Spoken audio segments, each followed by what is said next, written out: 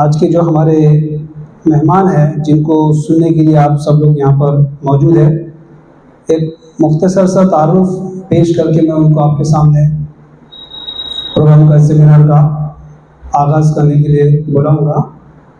Sir का तारुफ तो वैसे 7 पेज का था, जिसे मैंने 7 लाइन में कन्वर्ट किया है।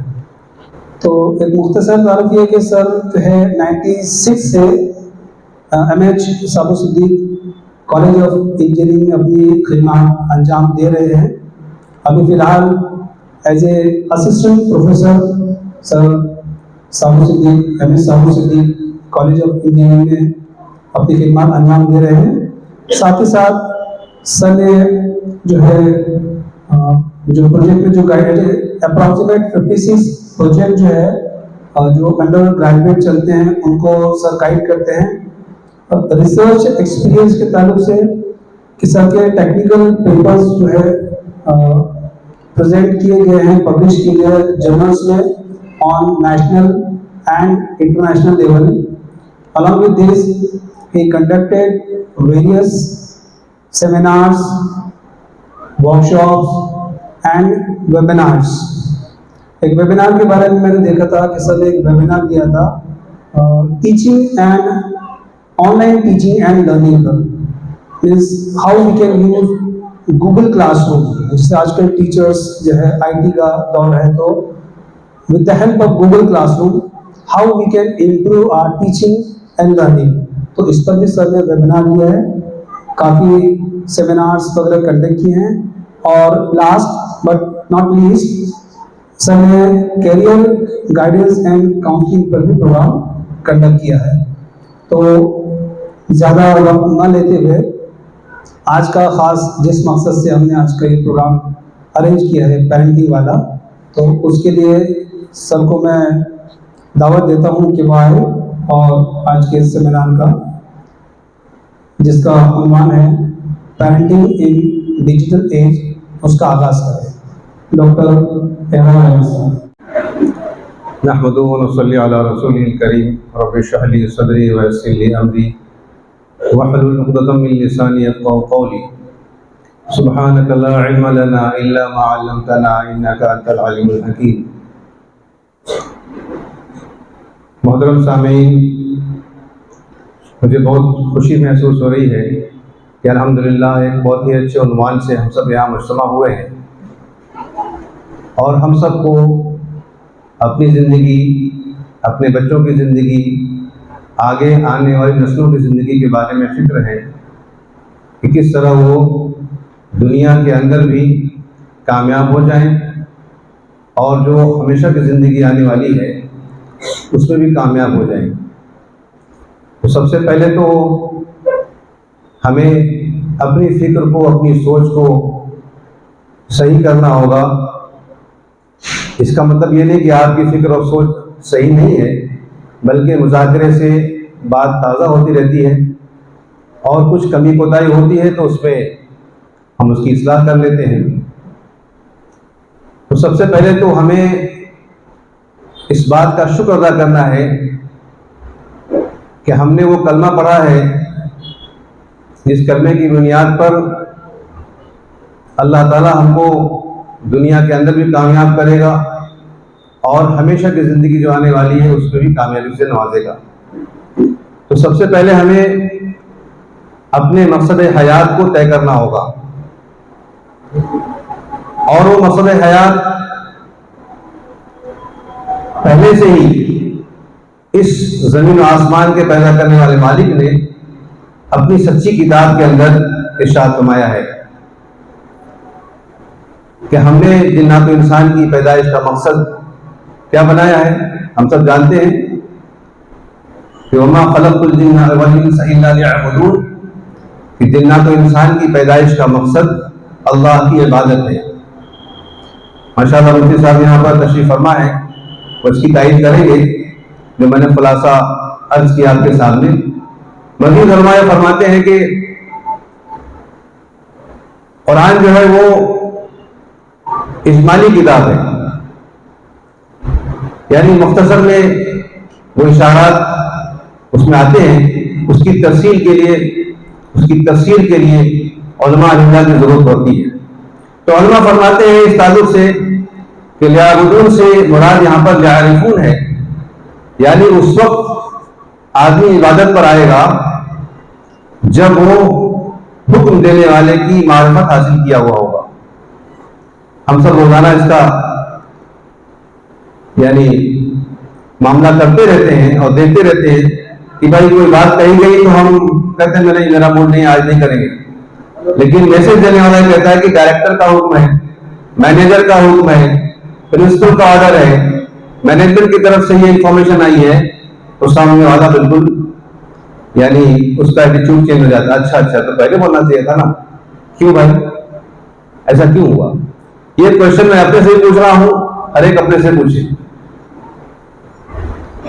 कि मैनेजमेंट, डायरेक्टर और प्रिंसिपल और अथॉरिटीज के पावर का तारुफ हासिल है, मारिफत हासिल है, जिसकी वजह से बात का मानना आसान हो गया कि हमारी सैलरी कट जाएगी, छुट्टी सैंक्शन नहीं होगी, प्रमोशन नहीं होगा, परमिशन नहीं मिलेगी, एंड सो मेनी थिंग्स, बहुत सारी चीजें से जुड़ी हुई है।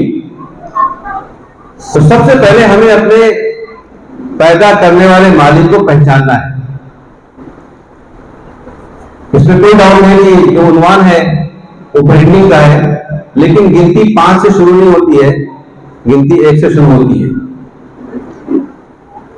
तो इसलिए मैं शुरुआत से इस बात को लेने की कोशिश कर रहा हूं कि सबसे पहले हमको अपनी जिंदगी का मकसद, जैसे भी आज भी जो सेमिनार हुआ उसमें आउटकम बेस्ड एजुकेशन में बात आई कि सबसे पहले हमको अपने बच्चे का टारगेट फिक्स करना कि इसको कहां जाना है, क्या बनना है फ्यूचर में, तो उसके हिसाब से हमको चलना होगा। अब आमतौर पे हम doctor, engineer, professor, lawyer and so many things, बहुत सी बातें हम इसको सोच के रखते हैं और बच्चे के मिजाज के हिसाब से डिसाइड करते हैं, उसकी काउंसलिंग होती है। लेकिन एक स्टेप हमको आगे बढ़ना है कि हमारा जो फ्यूचर है वो सिर्फ तालीम के बाद का नहीं है, बल्कि हमारा असल फ्यूचर वो कब शुरू होगा, वो बढ़ने के बाद शुरू होगा। उसको सामने रखते हुए हमको पेरेंटिंग करनी है, हमको अपने बच्चे को गाइड करना है। और अगर बुरा न लगे, मैं जो कि पेरेंट्स नहीं हूं, तो सबसे पहले पेरेंट्स की इस्लाह की जरूरत है। यानी पेरेंट्स हो गए, इसमें टीचर्स हो गए, मैनेजमेंट हो गए, सबसे पहले जो है हमको खुद आइडियल बनना होगा। मिसाल के तौर पर मैंने एक स्टडी सुनी कि एक वालिद अपने बच्चे को कह रहा नमाज पढ़ो, बच्चा साइड में आकर कहता है खुद तो पढ़ते नहीं, हमको कहते हैं पढ़ने के लिए। क्या फर्क पड़ेगा इससे, यानी क्या असर पड़ेगा उस बच्चे के ऊपर? वालिद खुद गुस्सा कर रहा है बच्चों के ऊपर और शिकायत करता है कि मेरा बच्चा गुस्सा बहुत करता है। इस पर एक जो मैं आपसे शेयर करना चाहता हूं। एक साहब ने कहा मुझे गुस्सा नहीं आता है, एक साहब ने कहा मुझे, मैं यहां पर बेजा गुस्सा की बात कर रहा हूं। अब गुस्से की तफसील अलग है, लेकिन बेजा गुस्सा हम भी करते हैं और हो सकता है कि आप भी करते हो। बहरहाल तो एक साहब ने कहा कि जब वो उन्होंने सुना गुस्से के नुकसान, तो उन्होंने कहा कि मुझे गुस्सा नहीं आता है। तो एक साहब ने उनसे कहा कि सुना है कि आपको गुस्सा नहीं आता है? जी जी मुझे गुस्सा नहीं आता। तो आपको गुस्सा नहीं आता है? कि नहीं मुझे गुस्सा नहीं आता, बिल्कुल नहीं आता है। नहीं मुझे गुस्सा बिल्कुल नहीं आता। जब 4-6 बार मुझे बिल्कुल गुस्सा नहीं आता है, समझ गए? गुस्से में कहा कि मुझे गुस्सा नहीं आता। बहरहाल कमिंग टू द पॉइंट कि जिंदगी का मकसद हमें तय करना है और वो जो कामयाबी है वो अचीव करना है, वो आउटकम बेस्ड लाइफ हमको बनानी है कि हमारी जो असल जो जिंदगी आने वाली है उसको हम जब टारगेट रख के अपनी जिंदगी को हम तय करेंगे, उसके रुख को तय करेंगे, उसके पाथ को तय करेंगे, तो इंशाअल्लाह अल्लाह की जात से उम्मीद है कि अल्लाह ताला दुनिया और आखिरत दोनों में हमें कामयाब करेगा।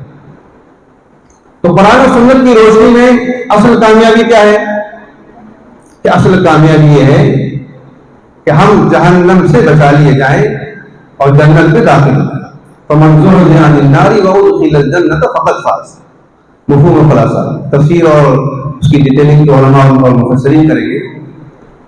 तो वो टारगेट बना करके अब हमको शुरुआत करनी है अपने बच्चों की तालीम और तरबियत।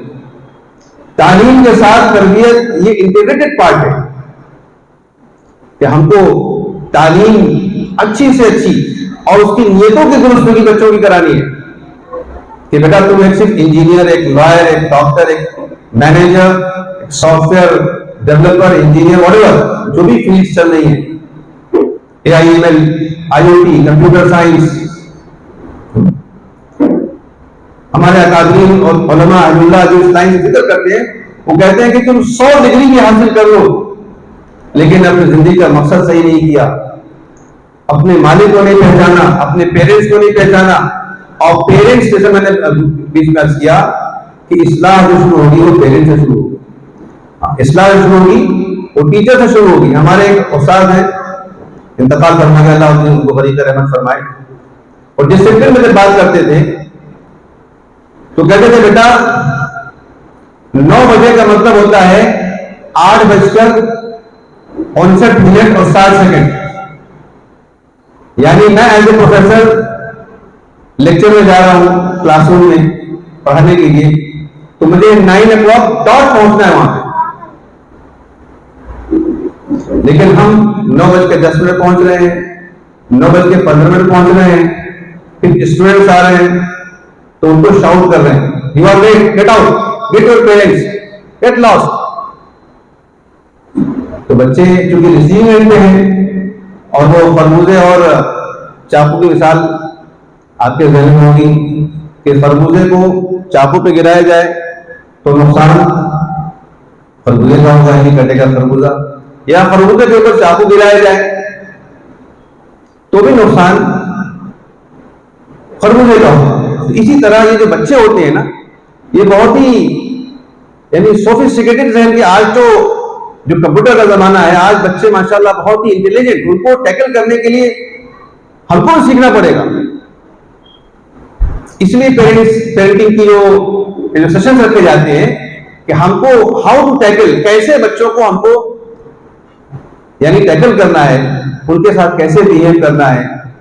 तो मोहब्बत और प्यार, इसलिए हमको हर चीज की जो गाइडेंस लेनी है वो कहीं और से नहीं लेनी है, बल्कि कुरान और सुन्नत में जगह जगह अल्लाह ताला ने खुद इरशाद हुआ है कुरान पाक के अंदर भी, जिसका खुलासा मफ़हूम है कि सहाबा के बारे में और नबी के बारे में कि ऐ नबी, ये सहाबा जो आपसे गोया चिपके हुए हैं, आपके साथ बिल्कुल बैठे हुए हैं, आपको छोड़कर जाना नहीं चाहते हैं, इसकी क्या वजह है? इसकी वजह है कि हमने आपको नरमिल बनाया। अगर हम आपको सख्त बना देते तो सब छोड़ के भाग जाते। तो इससे क्या फर्क मिलता है हमको, पेरेंट्स को, टीचर्स को, मैनेजमेंट को? जहां डिसिप्लिन की बात है कहीं कहीं उसको टाइट करने की जरूरत, लेकिन हर वक्त हम डंडा लगे, हर वक्त डांट फटकार के मूड में नहीं। मोहब्बत से जो है दिल जीला जाता है। तो सबसे पहले हमको अपने बच्चों से मोहब्बत करनी है। ऐसा नहीं कि मोहब्बत नहीं है, बहुत मोहब्बत है, लेकिन कभी कभी दाल में नमक ज्यादा हो जाता है। तो दाल कैसी होती है? माशाल्लाह हमारी मसूरात बैठी भी हैं, पर्दा नशीन मसूरात, अल्लाह ताला इनकी कुर्बानी कबूल फरमाए। एक अलग ही इनका उन्वान है कि इनकी कुर्बानियां, इनके मुजाहिदे, इनकी खिदमत का हम तसव्वुर नहीं कर सकते। अल्लाह ताला हमें अपने घर की औरतों की कदर करने की तौफीक अता फरमाए। वो इसको अच्छी तरह जानती है। 1 किलो दाल में आधा किलो नमक डाल दिया जाए, कितनी टेस्टी दाल होगी, एक्सप्लेनेशन की जरूरत नहीं है। या 5 किलो दाल में 2 ग्राम नमक डाल दिया जाए तो भी दाल टेस्टी नहीं होगी। तो इफरात और तफरीत से बचना है हमें। समटाइम्स ऐसा होता है कि हम बहुत ज्यादा जो है गुस्से में और बहुत ज्यादा यानी डांट फटकार में लग जाते हैं, और ऑन दी कॉन्ट्रेरी दूसरी तरफ ये होता है कभी कभी कि बहुत ज्यादा नरमी। तो दोनों को बैलेंस करना है, इसको सीखना है, इसको हिकमत कहते हैं। बच्चों को किस तरह से हमको टैकल करना है, तो हमको बच्चों से बात करना होगा, उनको बैठ के समझाना होगा। आज हम अपने बच्चों को जो अच्छा वक्त है वो नहीं देते। अच्छा वक्त से मुराद, अब हम थके हुए 11 बजे घर में पहुंचे, बच्चे सो गए, अब उनको उठा के बैठा के हम तालीम करेंगे, उनसे बातें करेंगे तो इरिटेशन होगा। हमारा छुट्टी का वक्त होता है, या कोई ऐसा वक्त तय करके बच्चों से मोहब्बत प्यार की बात। हमें असल में हमारी सारी प्रॉब्लम जो है ना, एक वर्ड में कहें तो बेदीनी है। और हमारा नजात क्या है, इसको दीन को छोड़ के बात करो। ये कोई मदरसा नहीं है, ये कोई मस्जिद नहीं जो आप इस तरह की बातें कर रहे हैं। ऐसी ऐसी चीजें जब दिल में आती है, दुनिया और आखिरत दोनों की भलाई और कामयाबी अल्लाह ने अपने दीन में रखा है। अल्लाह करे ये बात को समझ में आ जाए तो सारी प्रॉब्लम सॉल्व हो जाएगी और हम अमल पे आ जाए। हमें हुजूर पाक अलैहिस्सलाम की सीरत पढ़नी चाहिए कि आप अलैहिस्सलाम घर में कैसे रहते थे। दिल में गम है, पहाड़ जैसा गम है इंसानियत का कि लोग जहन्नम में चले जाएं, लेकिन आप घर में दाखिल होते तो सलाम करते, मुस्कुराते, और over a period of time, यानी एक अच्छे खासे अरसे के बाद एक अंदाजा होता है। और बच्चे बहुत मार्क करते हैं कि अब्बू और अम्मी हमसे मोहब्बत कितना करते हैं, कितना हमको प्यार करते हैं, किस तरह से हिकमत से टैकल करते हैं। तो वो बच्चे ऐसे पेरेंट्स और ऐसे वालिद के पास दौड़ के आते हैं।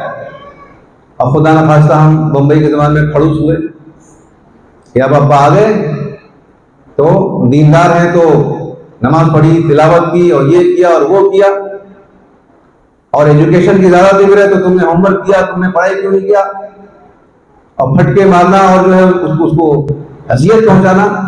अहादीस के अंदर आया कि बेजा अपने बच्चों को जो पेरेंट्स मारेंगे वो कैद के अंदर होंगे। खुलासा मुख्य बता रहा हूं, ये बच्चे हमारे पास जो है अमानत है। ये बच्चे, ये सिर्फ हमारे बच्चे नहीं है, सबसे पहले ये अल्लाह के बंदे और बंदियां हैं। हम तो सिर्फ उनके दुनिया में आने का जरिया बने जिस मालिक ने इनको वजूद बख्शा है। खूबसूरत सा बच्चा, खूबसूरत सी बच्ची, होनहार, ये छोटे 4, 5, 6 साल, 8, 10 साल के बच्चे, ये हमारे पास एक तरह से गुलाम की हैसियत रखते हैं, जो कि गुलाम नहीं है, लेकिन वो अभी आप खाना बंद कर दीजिए, कहां जाएंगे वो? हाँ, बास पेरेंट्स सख्ती करते हैं, इस नंगा करके निकाल देंगे और उनको खाना बंद कर देंगे। पूछे अपना कराम से, ऐसा कहना और ऐसा करना। बच्चे 5 साल की उम्र तक अपनी पूरी जिंदगी का 50% मामला सीख लेते हैं। पूरी जिंदगी में जो सीखना है उनको, उसका 50, ये एनालिसिस है, डेटा जो कलेक्ट किया गया उसकी एनालिसिस है पूरी दुनिया के एतबार से गया। 50% मामला, बातें, समझदारी जो भी है वो 5 साल की उम्र तक सीख लेते हैं। बच्चे बेस्ट ऑब्जर्वर होते हैं और बच्चों को मां बाप झूठा बनाते हैं। कैसे बनाते हैं? बच्चा 5 साल की उम्र तक अपनी जिंदगी का 50% मामला सीख लेते हैं। बच्चे 5 साल के अंदर अंदर अच्छी तरह से अपनी मादरी जबान सीख लेते हैं। मादरी जबान क्यों कहा गया, एक इशू है ये डिस्कशन का। फादरी जबान क्यों कहा गया या बाप की जबान क्यों नहीं कहा गया? क्योंकि बच्चे मां से ज्यादा अटैच रहते हैं, दादी से, फूफी से, खाला से, नानी से, वालिदा से, बड़ी बहन से, तो वो मदर टंग सीखते रहते हैं। अभी हमारे घर में अल्हम्दुलिल्लाह तजर्बा हमको हो रहा है। अल्हम्दुलिल्लाह अल्लाह ने हमारे बेटे को औलाद दी तो तकरीबन 3 साल का हो गया, वो टुकड़े टुकड़े बोलता है। और एक अलग उन्वान ये भी है कि अल्लाह ताला ने एक नेमत दी है, और ये इन नेमतों से, यानी फैमिली के अंदर पोते पोतियां और दादी और दादा, ये बाहर कंट्री के लोग, वेस्टर्न कंट्रीज के लोग इससे महरूम है। वो तो यानी वालिदैन से भी महरूम है, वालिदैन बच्चों से महरूम है। एक अलग उन्वान है, हालांकि प्रिंटिंग से बहुत ही टच कर रहा है। तो बहरहाल, तो बच्चे 5 साल की उम्र में मादरी जबान सीख लेते हैं। तो मादरी जबान से मुराद यहां पर सिर्फ मादरी जबान नहीं है, मां अगर दीनदार होगी, साथ में वालिद की भी बात है, माँ बाप, लेकिन फोकस इस वक्त मां पर इसलिए अर्ज कर रहा हूं क्योंकि मां से बच्चे ज्यादा अटैच रहते हैं, और हुक्म ये बच्चों को बालिग हो गए, उन पर अहकामात जब वह नाफिज हो गए, तो बच्चे को मां और बाप एट ए टाइम एक ही वक्त में कॉल करें, बुलाएं, तो किधर जाने का हुक्म है? शरीयत कहती है कि वालिदा की तरफ। वालिदा की अलग एक अहमियत है, वालिद साहब की एक अलग में अहमियत है। मगर मैं इस वक्त अर्ज ये करना चाह रहा हूं कि बच्चा जो है अपनी मां की जिंदगी ही सीखता है। इसीलिए बातिल ने माशरे पर हमला किया, इनको बेहया बना दो, इनको बेशरम बना दो। हाँ, हमारी माशरत की बुनियाद सादगी है, किफायतशारी है। हाँ, और जो है इस तरह की और भी चंद चीजें हैं, दो तीन बातें मुझे इस वक्त याद आ रही। इसके अपोजिट यानी इसके जिद में बातिल ने फैशन को और फजूल खर्ची को, हाँ एक चीज हया है, हमारी माशरत की बुनियादों में एक हया बुनियादी चीज है। और हया क्या है? ईमान के शोब में, ईमान का एक शोबा है। तो बच्चा ऑब्जर्व करता है, अगर मां जिक्र अस्कार करने वाली, शाकिरा, साबिरा, वालिद साहब मोहब्बत करने वाले, और नमाज के वक्त में नमाज के लिए जा रहे हैं और बड़ी मोहब्बत से पेश आ रहे हैं, तो बच्चा जो है वो ऑब्जर्व करता रहता है, और वो उसके अंदर वो चीज आती रहती है। बच्चे पैदाइशी गाली बकने वाले नहीं होते, और बच्चे पैदाइशी जाकिर नहीं होते, बल्कि उनको माहौल मिलता है। और कहा भी गया है कि पहला मदरसा क्या है? मां की गोद है, माँ बाप दोनों उसमें आते हैं। तो बच्चा जो है ये 5 साल तक, इसलिए तरबियत में ये जो बुनियादी जो चीजें हैं, ये गोया जो घुट्टी पिलाई जाती है, ये वालिदैन की जिम्मेदारी है। और उससे एसोसिएटेड जो लोग हैं, जैसे महरम में खाला है, फूफी है, बड़ी बहन है, और भी जो इस तरह की महरम है, उन सब की जिम्मेदारी है कि इस बच्चे को हमें अल्लाह का बंदा और हुजूर पाक अलैहिस्सलाम का नुमाइंदा बना। आज हमें और आपको बहुत अफसोस होता है, हमारे नौजवान बच्चे देर रात तक मोबाइल में और देर रात तक जो है गलत चीजों में लगे रहते हैं। हम कुछ कह नहीं सकते, उसकी क्या वजह है?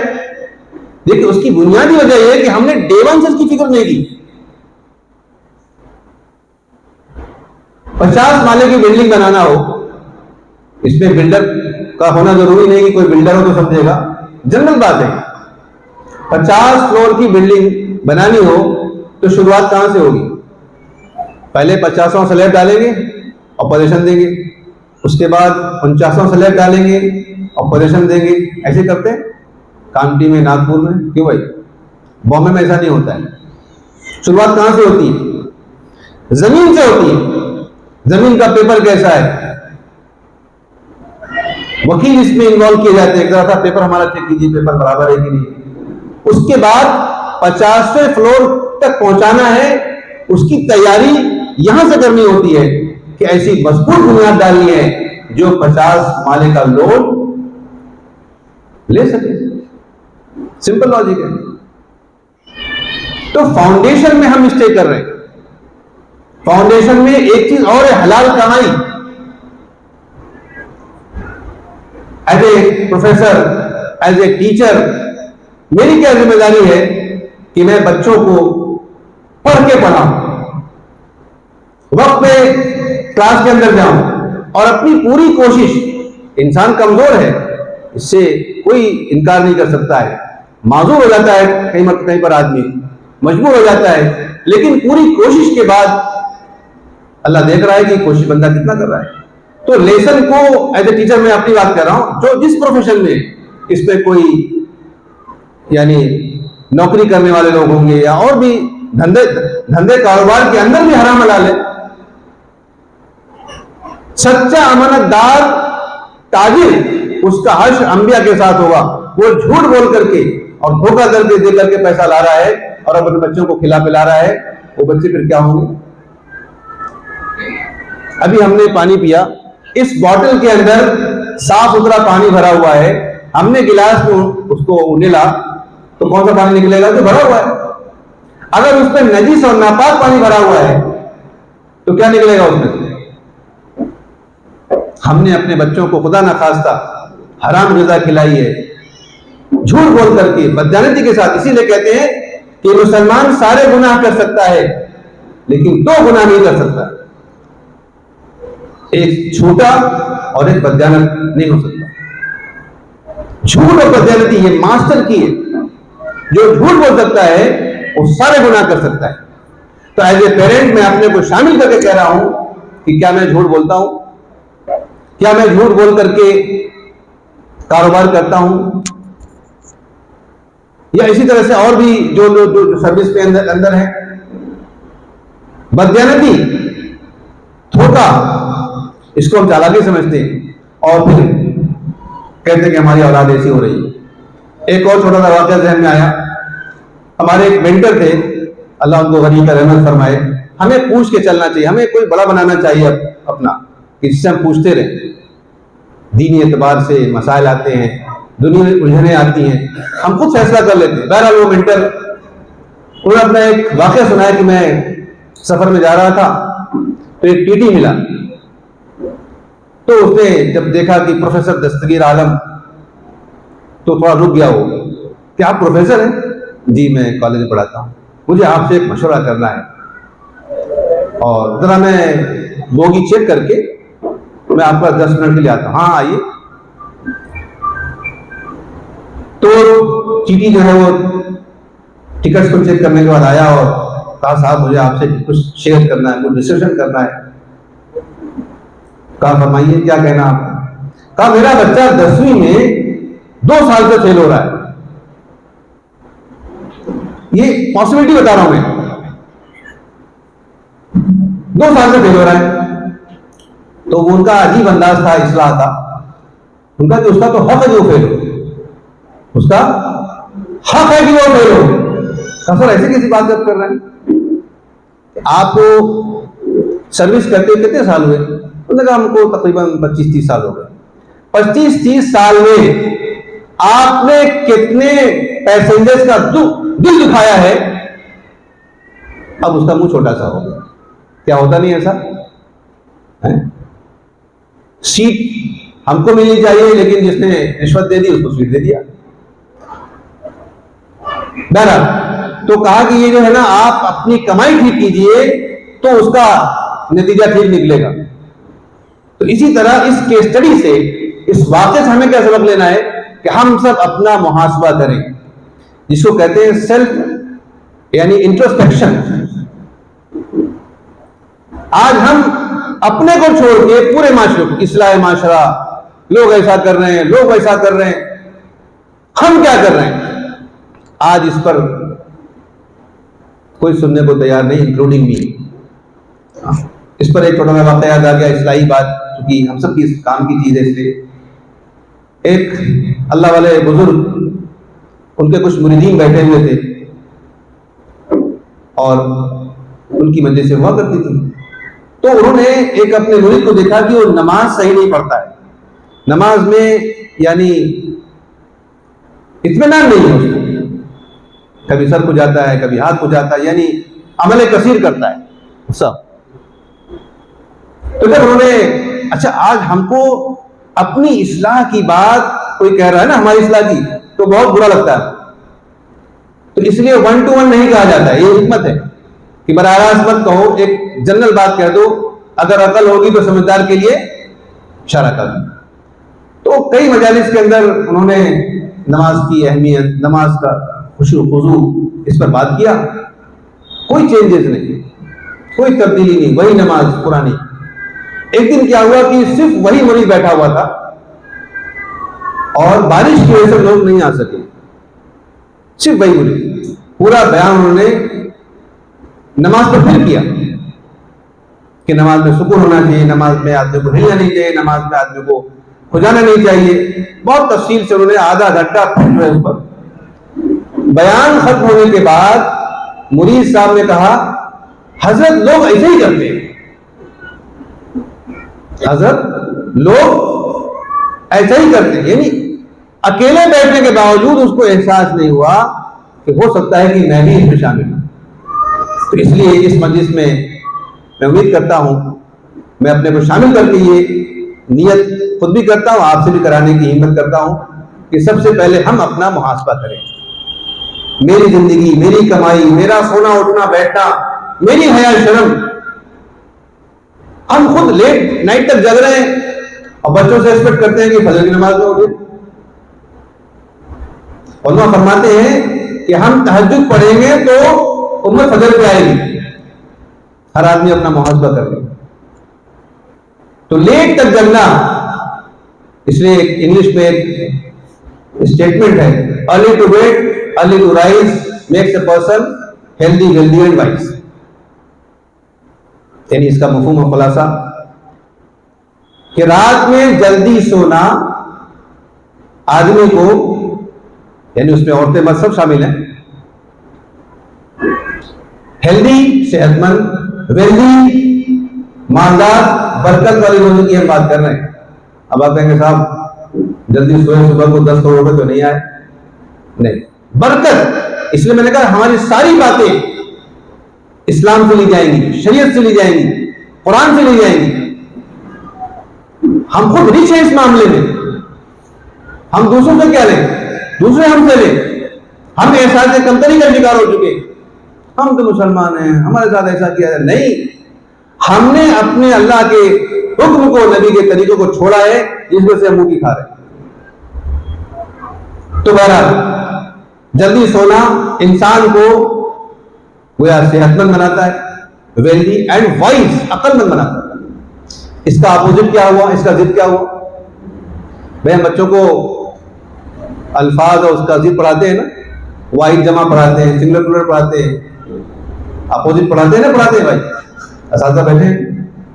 तो इसका जिद क्या हुआ? Late to bed late to rise makes a person unhealthy, poor and stupid. यानी मोटी मोटी बात हमको समझ, जैसे वो नमाजी की हमने बात किया, कितना अच्छा मौका था कि अकेले बैठा हुआ था, उसको अपने पर फिट करना चाहिए कि मैं तो नहीं कभी नमाज में गड़बड़ करता हूं, लेकिन ये स्टुपिडिटी की वजह से, बेवकूफी की वजह से, नादानी की वजह से उसको अपनी इस्लाह की फिक्र नहीं हुई। तो एक तो हम खुद अपने घरों के अंदर जल्दी सोने का निजाम करें। बाद घरों के अंदर रात में 9 बजे 10 बजे खाना बनना शुरू होता है, तो कब खाएंगे कब सोएंगे जी। तो इसका असर बच्चों की सेहत पर पड़ता है। बच्चों को बहुत प्यार से, मोहब्बत से, नरमी से, तो मैंने बीच में जिक्र, अल्लाह के नबी अलैहिस्सलाम घर में दाखिल होते तो आप सलाम करते और आपके नवासे उनके साथ खेलते, अहादीस में मौजूद है, इसका खुलासा मैं कर रहा हूं। आप अलैहिस्सलाम सजदे में जाते और हसन हुसैन उनके गोया पीठ पर बैठ जाते, मुबारक पीठ पर, और कहते कि कितनी अच्छी सवारी। आप भी फरमाते कितने अच्छे सवाल है। क्या मोहब्बत का पैगाम इसे मिल रहा है। अल्लाह सबसे पहले मुझे माफ फरमाए, क्या हमने बच्चों को मोहब्बत दिया है जो शरीयत की गाइडलाइंस के हिसाब से? हम कोई बात भी डांट फटकार और अजियत पहुंचाने के हिसाब से करते हैं आमतौर पर, इल्ला माशाल्लाह कोई अच्छी प्रेरणा करता हो, अल्लाह उसको बेहतरीन जज़ा दे। हम बहुत प्यार से, मोहब्बत से उसके नुकसानात को, उसके फवायद को, काउंसलिंग, टाइम लगेगा। Construction is always slow process and destruction is always quick process. किसी चीज को बनाना हो वक्त दरकार है, तोड़ना हो, देखिए न्यूज के अंदर धड़ धड़ धड़ धड़ सब बिल्डिंग नीचे आ जा रही है 2 सेकंड के अंदर, 2 मिनट के अंदर, 2 घंटे के अंदर, चंद घंटों के अंदर।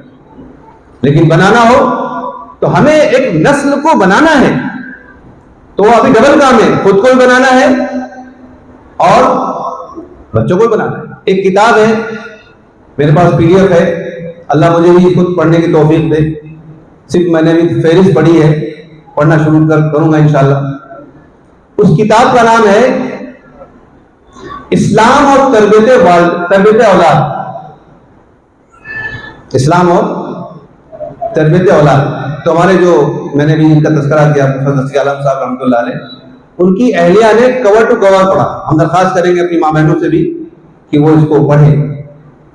तो पढ़ने के बाद 2 वॉल्यूम में किताब है, डर मत जाइएगा कि 2 वॉल्यूम मतलब बहुत ज्यादा, थोड़ा थोड़ा शुरू करेंगे, 1-1 पेज 2-2 पेज, वक्त लगेगा, लेकिन इंशाअल्लाह ताला उससे बहुत फायदा होगा।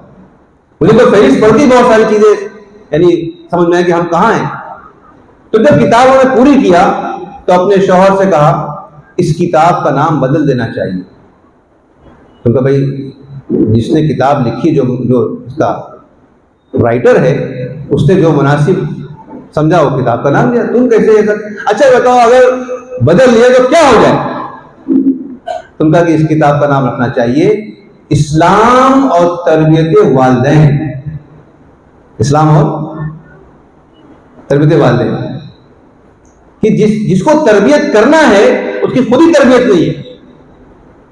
खुद हम मोबाइल के अंदर 6-6 घंटे 8-8 घंटे यानी मिस यूज, ओवर यूज, और फिर हम कह रहे हैं हमारा बच्चा जो है। और दूसरी बात इसके अंदर जो आती है वो एतमाद की आती है। हम बच्चों का एतमाद करें, बच्चों को झूठा, मैंने बीच में बात कह के वो बात पूरी नहीं हो पाई, बच्चों को झूठा माँ बाप बनाते हैं। कैसे बनाते हैं?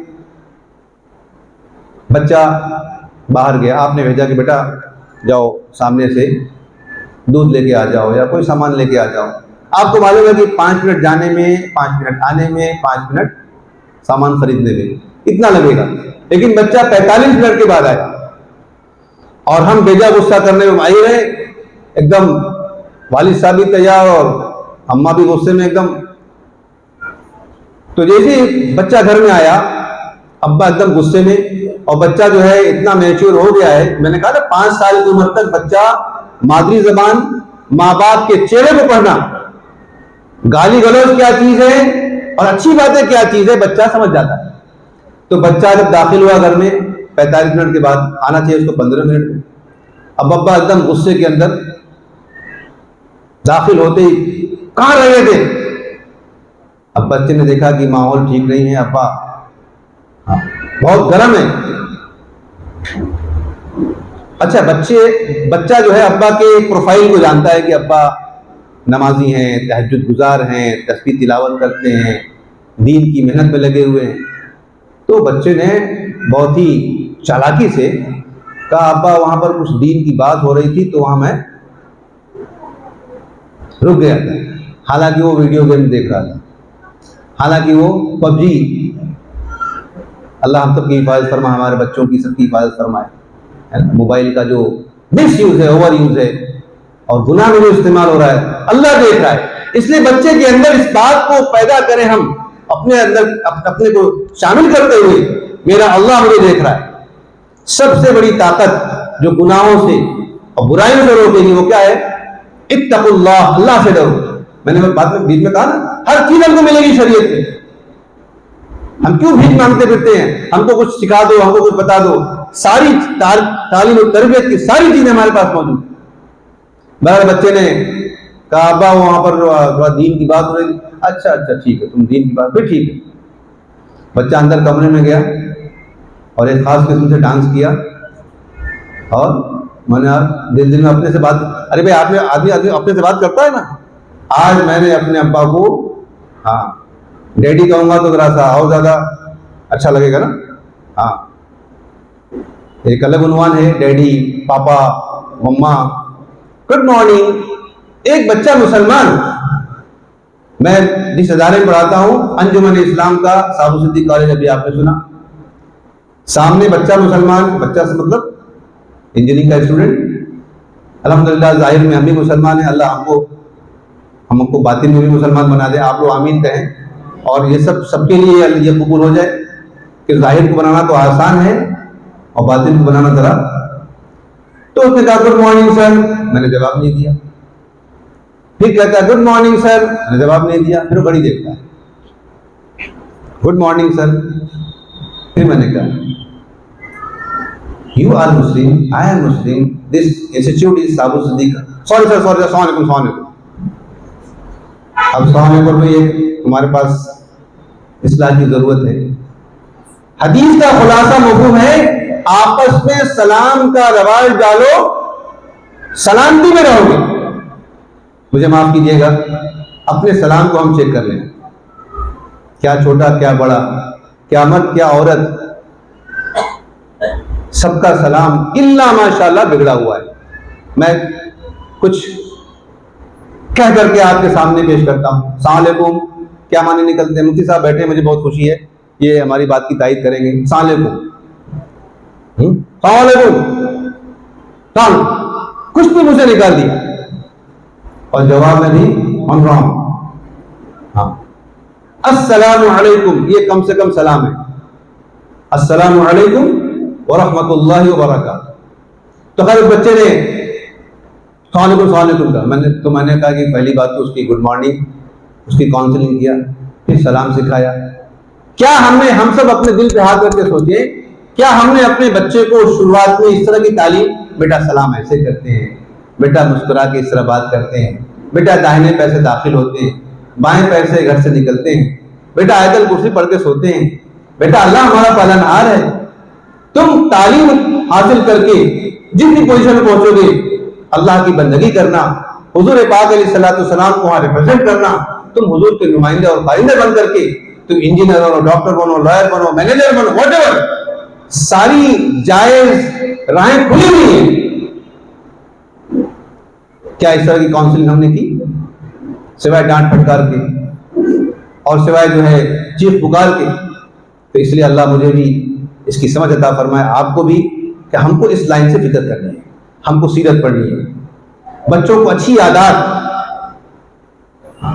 कहीं खुदा ना खास्ता उनकी जबान से कोई ऐसी चीज जो शरीयत के खिलाफ निकली है, उसको मोहब्बत से समझाएं, बेटा देखो हम मुसलमान हैं, हमको ऐसे नहीं करना चाहिए, तूने ऐसा क्यों किया? तो बच्चे, एक बात इसमें जो अहम जो मैं कर रहा हूं कि बच्चे एक सर्टेन उम्र तक बात माँ बाप की सुनते हैं, उसके बाद उनका खुद का यूजर नेम पासवर्ड क्रिएट हो जाता है। ये 12-13 साल, यानी जस्ट आप इमेजिन करें, जब बच्चा जो है ना, हाँ बहुत बातें सुनेगा, अच्छी तरह करे तो सुनेगा, बुरी तरह करे तो सुनेगा, क्योंकि वो तो गुलाम है। हम खाना देंगे तो खाएगा, बंद कर देंगे तो चुपचाप बैठेगा। अच्छा, अगर हमने खाना बंद कर दिया और पड़ोस में जाके उसने मांगा तो वो भी हमको पसंद आएगा? तो पसंद नहीं आएगा। न वो बाहर जा सकता है और न हम उसको खाना दे रहे हैं। तो एक खास उम्र तक, उसके बाद अगर हमने फिक्र नहीं की तो बच्चा रिवॉल्ट करता है। बच्चा बालिग हो गया, उसका यूजर नेम पासवर्ड हो गया, उसकी हमने मोहब्बत से निगरानी, नरमी से निगरानी नहीं किया, उसके मोबाइल के इस्तेमाल को, उसके फ्रेंड सर्कल को, वो कहाँ जा रही है, कहाँ जा रहा है, हम एतमाद के साथ उससे बात करें। नहीं, माशाल्लाह हमारा बच्चा बहुत कभी झूठ नहीं बोलता है। जैसे मकतब में बच्चों का मुसलमान का नहीं, तो बच्चे बोलते हैं झूठ नहीं बोलता है, तो तय जबान में झूठ नहीं बोलते। तो ये बचपन से, इसीलिए मकातिब का निज़ाम, घर की तालीम, हमारा बिहेवियर, बच्चे जो है पेरेंट्स को और टीचर्स को रोल मॉडल समझते हैं। हमारे चलने को, हमारे बैठने को, हमारे बोलने को। अभी कल ही हमारी बच्ची जो है कुछ स्कूल की बात कर रही थी, तेरी माँ को बुला के ला। क्या ये तरीका सही है? आज ये डिसाइड कर ले हम लोग, तेरी माँ को लेके आ, तेरे बाप को बुला। तो टीचर और पेरेंट्स, ये दोनों जो है बच्चों के लिए रोल मॉडल होते हैं। अपनी वालदा को बुला के लाओ, ये भी तो कह सकते हैं। एक ही बात को दो तरीके से कहा सकता है। एक तरीका जो है इतना भोंडा है कि दिल को, दिमाग को चीर देता है, दुश्मन बना देता है, बागी बना देता है। और एक तरीका ऐसा होता है जो मोहब्बत और प्यार को बढ़ा देता है? मेरी वालदा मोहतरमा, कितना अच्छा जुमला है। मेरे बाप की बुड्ढी, दोनों के मानी क्या निकलते हैं जी? मेरी वालदा यहां पर खड़ी हो, अल्लाह उनको हयात दे, सेहत दे, अभी माशाल्लाह हयात है, अल्लाह का शुक्र है। मुझे खिदमत का मौका मिले, अपने वालिदा की कदर करने की तौफीक हम सबको मिले। मैं को मेरे बाप की बुड्ढी खड़ी है, इसे क्या माने निकलते हैं? और मेरी वालदा मोहतरमा है, ज़रा उनके साथ डॉक्टर के पास जाना है या किसी से मिलने जाना है। दोनों के मानी एक ही निकलते हैं, लेकिन अंदाज। इसलिए शरीयत में, हाँ, कुरान में अल्लाह ने फरमाया, इसका खुलासा हुक्म है कि मवाइज़े हसना के लिए ज़बान ना तो खोलो, पहले एक में सीखो।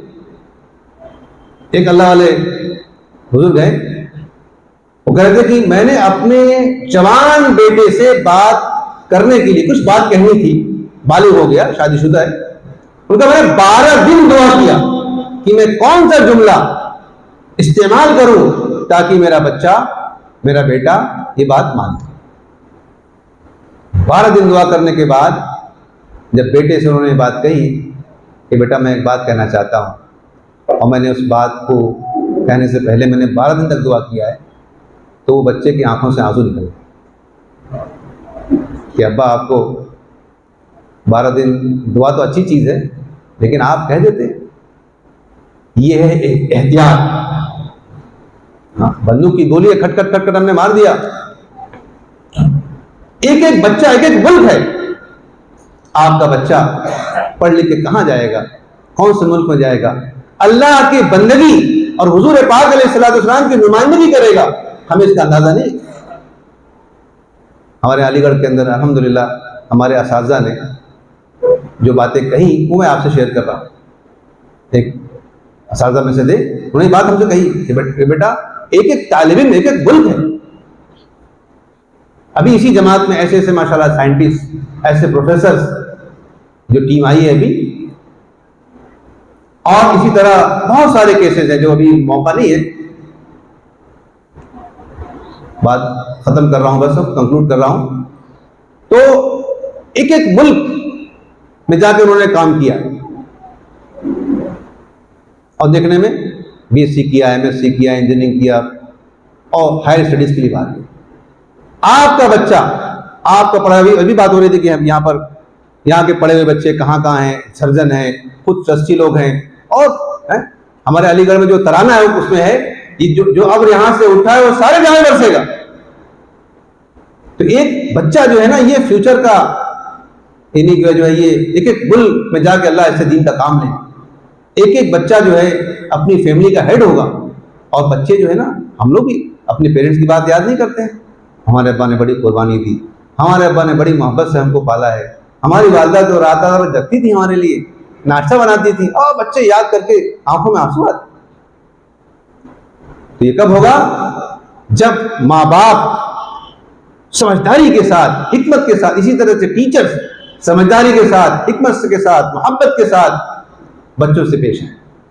हर आदमी मोहब्बत का भूखा है, चाहे छोटी उम्र का हो चाहे बड़ी उम्र का है। जायज मोहब्बत, हाँ मैं इसकी बात कर रहा हूँ, जायज मोहब्बत, हाँ शरीयत में इसकी जो है यानी खूब गोया जो इसकी तरगीब दी गई है। मियाँ बीवी की मोहब्बत, भाई भाइयों की मोहब्बत, कहते हैं अरे भाई भाई तुम लोग लड़ रहे हो, मियाँ बीवी लड़ रहे हैं, जबकि इतना प्यारा रिश्ता है। लियस्कुना इलैहा, सुकून का रिश्ता है ये। लिबासुल लहुन्ना, ये तुम्हारा लिबास है। हमारा घर में अखलाक कैसा है? अपनी बीवी के साथ, अपने शौहर के साथ, अपने बच्चों के साथ 12 बहुत अच्छा गुड मॉर्निंग गुड इवनिंग कर लेते हैं, हाउ आर यू, भाभी कैसी हैं, वहां तक चले जाते हैं। और घर में अपनी अहलिया को सलाम करने में बोले गुलामी हो जाएगी। मैं 15 साल पहले या 20 साल पहले की बात है, बल्कि ज़्यादा ही हो गया, मैं अपने छोटा बच्चा था उस वक्त गोद में, तो अहलिया के साथ कहीं जा रहा था, तो मैंने अपने बच्चे को अपने गोद में ले लिया। एक साल में बाद में हमारी इस्लाह किया, आपके गोद में कौन था? मैंने कहा मेरा बेटा था। तो आपने क्यों लिया? आपकी वाइफ थी, उनको लेना चाहिए था। हमने कहा ये कहां लिखा है? यानी मोहब्बतों की कमी की वजह से एक दूसरे का ख्याल, एक दूसरे के साथ हमदर्दी, ये सब निकलती चली जाती। तो हम मोहब्बत देंगे तो इंशाअल्लाह ताला मोहब्बत रिटर्न आएगी बच्चों के साथ। देखिए मैं अभी तारीफ नहीं करता, हदीस बिन नेमत के तौर पे कह रहा हूँ। अल्हम्दुलिल्लाह ये हमारे स्टेज पे, हमारे जिगर गोशे में कहूँ तो गलत नहीं होगा, ये हमारा शागिर्द है। 2000 कब के पास आउट हो तुम? 2003, तब से ताल्लुक अभी तक माशाल्लाह। एक स्टूडेंट हमारा 2009 का पास आउट नॉर्वे में इस वक्त है, अल्हम्दुलिल्लाह। ये मैं काउंसलिंग की बात कर रहा हूँ। हम मोहब्बत देंगे, हालचाल पूछेंगे, खैर पूछेंगे, बच्चे खुद जुड़ेंगे। पास आउट बच्चे जब आते हैं इतनी खुशी होती है, मेरी हॉबी है ये। बल्कि जो बच्चे फाइनल, अभी कल हमारा आखिरी क्लास था फाइनल ईयर में, मैंने बच्चों से कहा थे हमने तुमको पढ़ाया लिखाया, जो भी है, जो भी कमी कोताही हुई उसको तुमने इग्नोर करना, माफ करना और मिलते रहना। तो एक ऐसा समय बन गया था कि जिसको हम बयान नहीं कर सकते। ये हमारी कमाई है। हम पेरेंट्स को भी कह रहे हैं, अपने को भी कह रहे हैं, और जो असातिज़ा हैं उनको भी कह रहे हैं। हम जो है बहुत ही अच्छा विजन बनाए कि भाई हमारी ये औलाद इंशाअल्लाह ताला जब ये दुनिया और आखिरत में चमकेगी तो हमको इसका सवाब मिलेगा। और शादी का मकसद भी दीनदार अच्छी नस्ल को वजूद में लाना, ये मकसद है। तो अल्लाह ताला ने एक सिस्टम बना दिया है, वरना मकसद और कुछ नहीं है। पूछे उलमा कराम से, दीनदार नस्ल का वजूद में लाना। तो इसके लिए अल्हम्दुलिल्लाह हम सब यहाँ पर आज जमा हुए हैं। इसकी हम सब नियत करें कि अब तक जो कुछ हुआ, जो गलतियां हमसे हुई पेरेंटिंग में, बच्चों को डांट डपट में, अब हम उससे तौबा करते हैं, अल्लाह से माफ़ी मांगते हैं, बच्चों से भी माफ़ी मांगते हैं। देखो बेटा हमको पता नहीं था, हमने तो कितनी मरतबा बेजा तुम पर गुस्सा किया है। एक दूसरे से माफ़ी मांगने से आदमी की इज्जत बढ़ती है। हम क्या समझते हैं इज्जत घट जाएगी, अरे माफ़ी मांग लेंगे तो उसका दिमाग बढ़ जाएगा। नहीं, एक मौका तलाश करके खाने में के बैठे कोई ऐसा मौका आया उसको हम तलाश करें कि भाई मैं अपनी अहलिया से भी माफ़ी मांगता हूँ, बच्चों से भी सब सखाने बैठे खाना खा रहे हैं कि मैं as a guardian, as a शौहर, एज ए फादर, कभी हमसे कोई ऐसी बात हो गई हो तो तुम लोग माफ़ करना, मौत आएगा कोई भरोसा नहीं। क्या ये जुमला नहीं कह सकते हम? इससे मोहब्बत बढ़ेगी। तो इस तरह से हमको अपने बच्चों को दीनी तालीम और तरबियत के साथ उनको पढ़ाई के फ़ायदे बताएंगे कि इस वक्त जो है, इस वक्त का टूल जो है, इस वक्त चैलेंज जो है वो हमारा एजुकेशन है। और तरबियत की बात सारी हमने जो भी अर्ज़ की उसको शामिल करते हुए बच्चों को सच्चाई सिखाएं, अमानतदारी सिखाएं, उनको अच्छी से अच्छी पढ़ाई की फिक्र कराएं, नियतों को दुरुस्त कराएं कि तुमको यानी सैलरी के लिए और पगार के लिए और तनख्वाह के लिए नहीं पढ़ना है या बिजनेस के लिए नहीं पढ़ना है, बल्कि उस बिजनेस में देनदारी, अमानतदारी, शोबे का दीन जिंदा करने के लिए हमें नस्ल तैयार करना है।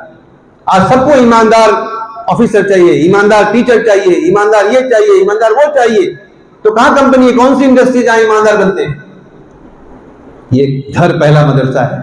फिर इसी तरह से असातिज़ा हैं और हमारे उलमा कराम अहलुल्लाह हैं, ये सब जो है इस बात के जिम्मेदार हैं कि वो अपनी नस्ल को मोहब्बत से प्यार। आज जो जो जो दूसरी जिसको हम गैर कहते हैं, गैर करना सही नहीं लगता मुझे, वो मोहब्बत दे रहे हैं। उनकी गोदें तैयार बैठी हुई हैं। अगर हमने नफरत दिया और हमने सही से टैकल नहीं किया और हमने हमारा अपना लहजा सही नहीं किया तो हमारी नस्ल हमारे हाथ से निकल जाएगी। इसलिए मैं दुआगो हूँ, अल्लाह से भी यानी दुआ कर रहा हूँ कि अल्लाह ताला हमें भी और आपको भी इन तमाम कही हुई बातें और सुनी बातों पर अमल की तौफीक अता फरमाए और हम अपने बच्चों को बहुत प्यार मोहब्बत से लेकर चलें, अपने घर के अंदर मोहब्बत का माहौल पैदा करें। माँ बाप के आपस में की चपकलिश का भी असर बच्चों की ज़िंदगी पर पड़ता है। अगर माँ बाप झगड़ा करते हैं तो बच्चे उसका असर लेते हैं, निगेटिव असर, मनफी असर पड़ता है। लिहाजा अपने घर के झगड़ों को भी हम ख़त्म करें। 4 दिन की ज़िंदगी है, 4 दिन की ज़िंदगी तो एक मुहावरा है, पल का भरोसा नहीं। अभी 1 तारीख को 1 अक्टूबर को 50 ईयर्स का हमारा पड़ोसी, हमारे वतन गोरखपुर का रहने वाला हूँ, वहाँ पर खबर आई कि साहब वो ग्वालियर में ट्रेन में चढ़ा, ताज एक्सप्रेस में, आगरा जाना था, अकेले था वो, सीने में दर्द हुई, वहीं गिरा, वहीं इंतकाल हो गया। और उसके पड़ोस में एक 95 ईयर्स के बड़े मियाँ हयात हैं। हमारी अकल क्या कहती है, फरिश्ते से ना रॉन्ग नंबर लग गया होगा, क्यों भाई? 95 साल के चाचा को जाना चाहिए था, ये 50 रुपये लेके चले गए। ये हमारे लिए एक अलार्मिंग बात है और एक सबक लेने की बात है कि जिंदगी कोई भरोसा नहीं है। इसलिए हम अपने दिल को साफ सुथरा करके अपने बच्चों के साथ मोहब्बत से, इसी तरह से हम दरख्वास्त करते हैं हमारी जो माँ बहनें आई हुई हैं, पेरेंट्स आए हुए हैं, कि वो स्कूल के जो रिक्वायरमेंट्स होते हैं कुछ उससे भी कोऑपरेट करें। कभी वो बुलाते हैं, कभी कुछ जो भी उनकी रिक्वायरमेंट होती हैं उसके हिसाब से उनको कोऑपरेट करें और अखलाक से, मोहब्बत से मसाइल को हल करें। प्रॉब्लम सॉल्विंग जो है ये इस वक्त का बहुत बड़ा इशू। प्रॉब्लम क्रिएटर तो हम हैं, लेकिन प्रॉब्लम सॉल्विंग है ना। दो आदमी झगड़ा हो रहा हो, सुलह करा देना कितनी अच्छी बात है। तो इस तरह से हम एक कोऑर्डिनेशन के साथ, कोऑपरेशन के साथ अपनी फैमिली को लेकर चलें, अपने इदारे को लेकर चलें। बर्दाश्त का मादा, सब्र का मादा, सब्र के साथ, तहम्मुल के साथ, बुर्दबारी के साथ। इसी तरह मैं उनसे दरख्वास्त करता हूं मैं कि अपने बच्चों की साफ सफाई का भी ख्याल रखें, है ना। उनका कपड़ा ठीक ठाक हो, उनका यानी उनका जो कॉपी किताब है उसके अंदर भी उसकी भी थोड़ी सी निगरानी कर लिया करें। और उनको जो है नमाज का एहतमाम, थोड़ी सी तिलावत, है ना। बेटा आयतल कुर्सी पढ़ के बाहर जाना, बेटा बिस्मिल्लाह तवक्कल, तो ये सब धीरे धीरे धीरे जैसे खून में चीज़ें दाखिल की जाती हैं दवाओं के ज़रिए, इसी तरह बातों के ज़रिए बच्चे जो है वो सीखते रहते। तो भाई फिक्र करेंगे इंशाअल्लाह। अल्लाह ताला मुझे और आपको अमल की तौफीक अता फरमाए। व आखिरु दावाना अनिल हम्दुलिल्लाहि रब्बिल आलमीन।